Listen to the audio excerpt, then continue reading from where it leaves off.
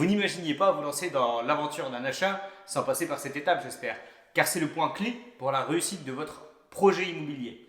La semaine dernière, on avait évoqué ensemble l'étude de budget comme un élément clé de la réussite de votre projet immobilier. Si vous avez loupé la vidéo, elle vous est disponible dans la description. Cette semaine, on va rentrer dans le détail de comment doit se passer le rendez-vous d'une étude de budget et surtout pourquoi est-ce aussi important. C'est parti. Félicitations, vous voici lancé de manière logique dans l'acquisition de votre futur bien. Ouais, l'expérience et l'aventure commencent ici et vous allez vous rendre compte à quel point c'est important. Déjà, vous allez certainement pu vous prendre rendez-vous avec soit votre conseiller bancaire, comme je l'avais expliqué au départ, ou votre courtier en prêt immobilier. Celui-ci vous demandera une liste de documents bien spécifiques qu'on va évoquer ensemble. Ça va servir à être le plus précis possible dans la prise de vos revenus et bien entendu dans le calcul d'enveloppe de prix auquel vous avez droit et bien entendu pour finir sur l'étude de faisabilité de votre projet. Commençons par les premiers documents. La banque vous demandera déjà pour commencer les avis d'imposition. Les 2 ou 3 derniers avis d'imposition selon votre situation professionnelle. Si vous êtes en CDI, on vous demandera certainement les 2 derniers. Si vous êtes en CDD, entrepreneur ou auto-entrepreneur, on remontera peut-être sur les 3 dernières années. Donc munissez-vous des 2 ou 3 dernières avis d'imposition. Vous allez aussi devoir ramener les 3 dernières fiches de paie ainsi que celle de décembre dernier. Celle de décembre dernier, donc la dernière de l'année précédente, vous permettra de reprendre une année entière de revenus. Le cumul net imposable divisé par 12 et les 3 dernières fiches de paie vont servir à visualiser si vous avez une augmentation de revenus qu'il faudra bien entendu reprendre en compte dans vos revenus. Pour les personnes qui ont un CDI de moins d'un an, on vous demandera également de ramener votre contrat de travail. Un CDI qui a moins d'un an, en général, on reprend les revenus qui sont indiqués sur le contrat de travail. Pour des personnes qui ont plus d'un an, bien entendu, on fait un cumul des 12 mois d'une année pour reprendre les revenus moyens.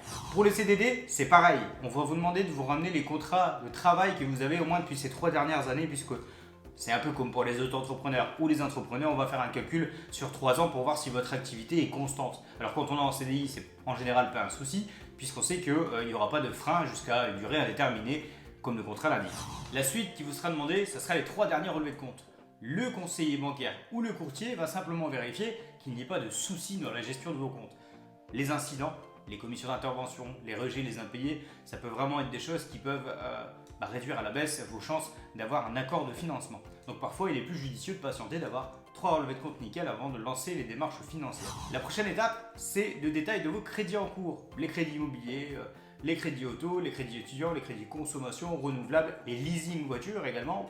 Ça fait partie des crédits que vous avez en cours, même si entre guillemets à la fin, la voiture ne sera pas votre, c'est quand même considéré comme un crédit. Les informations qu'il faudra au niveau des crédits, ça sera le capital restant dû, la date de fin et bien entendu la mensualité. De cette manière, le conseiller ou le courtier aura tous les éléments pour être le plus précis possible dans sa simulation de financement. Si vous êtes entrepreneur ou auto-entrepreneur, on vous demandera également le bilan sur les 3 dernières années ou alors vos déclarations URSSAF sur les 3 dernières années pour vérifier et faire le cumul de ce que vous avez déclaré.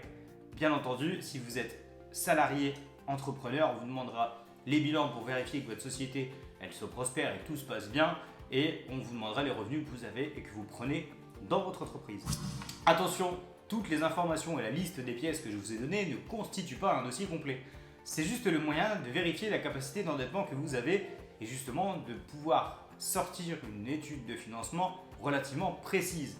Le dossier complet viendra bien plus loin et on le verra dans d'autres vidéos. Vous voici donc arrivé au moment du rendez-vous avec votre conseiller bancaire ou avec votre courtier.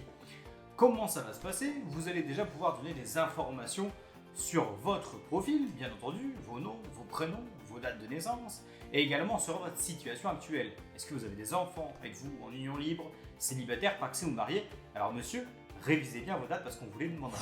Ensuite vient le moment de vérifier vos revenus et votre profession. On vous demandera ce que vous faites dans la vie, quel est votre contrat actuel, est-ce que vous êtes en CDD, en CDI, est-ce que vous êtes auto-entrepreneur, est-ce que vous êtes entrepreneur et salarié, enfin toutes ces informations et vous pourrez donner les éléments que j'ai évoqués juste avant. Faites attention, si vous avez eu des augmentations de revenus, il faudra bien indiquer cette augmentation à votre conseiller de manière à ce qu'il puisse les reprendre dans le calcul de vos revenus.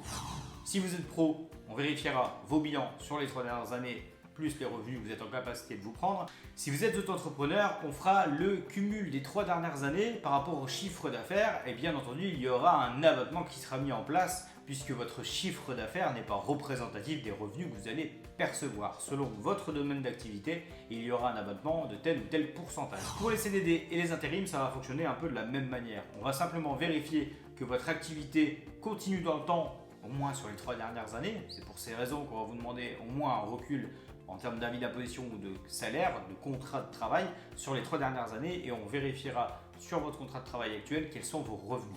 Ensuite, on passera à la prise en compte de vos crédits. On vous demandera les tableaux d'amortissement, comme je l'ai dit initialement, le capital restant dû, la date de fin et la mensualité que vous payez tous les mois. C'est important de reprendre véritablement les bons montants, puisque par exemple, si vous avez un crédit qui vous coûte 200 ou 300 euros par mois, mais qui se termine dans 6 mois, si les informations reprises sont mauvaises, c'est-à-dire que vous n'avez pas donné le capital restant dû et la date de fin, votre conseiller ne peut pas savoir que votre crédit s'arrête très bientôt. Et peut-être que le crédit en cours ne sera pas repris dans votre endettement. Donc faites bien attention à ça, reprenez vraiment tous les éléments de vos crédits.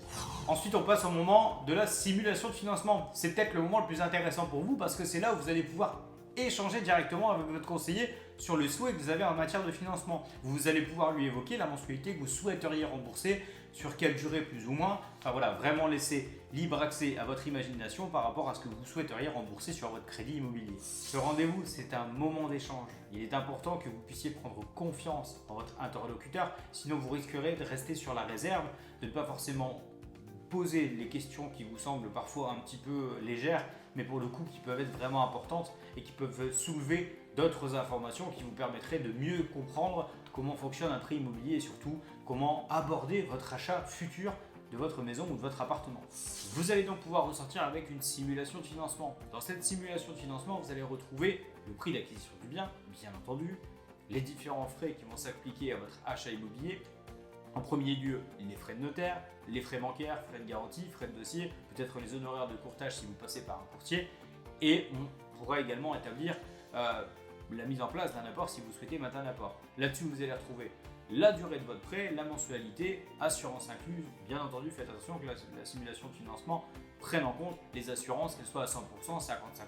Là-dessus, on y reviendra encore une fois dans une autre vidéo, mais prenez bien en garde que votre simulation de financement doit être complète. Nous voici arrivés à la fin de cette vidéo. J'espère que vous avez pu prendre conscience de l'importance de cette étape, de la manière dont ça doit se passer, bien entendu, et des éléments qui sont à apporter à votre conseiller ou à votre courtier.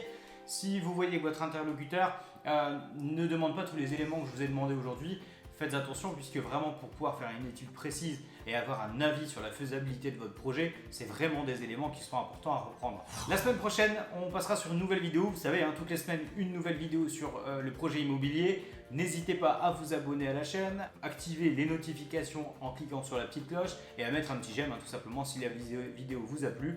N'hésitez pas à mettre des commentaires en dessous, je serai ravi de pouvoir les lire et d'y répondre. On se retrouve très vite pour une prochaine vidéo. Je vous souhaite à tous une excellente semaine.